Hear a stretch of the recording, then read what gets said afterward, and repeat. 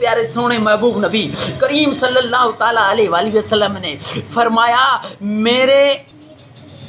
آپ نے آخری ایام میں حکم ارشاد فرمایا، جب اس فانی دنیا سے رحلت کرنے لگے میرے آپ کے آقا دو عالم صلی اللہ تعالیٰ علیہ وآلہ وسلم، تو فرمانے لگے کہ باقی سب کے دروازے بند کیے جائے مسجد نبوی سے، لیکن ابو بکر صدیق رضی اللہ تعالیٰ عنہ کا دروازہ نہ بند کیا جائے، مدینہ مسجد نبوی کی طرف سے کھلا رہے۔ میرے پیارے دوستو، باقی سارے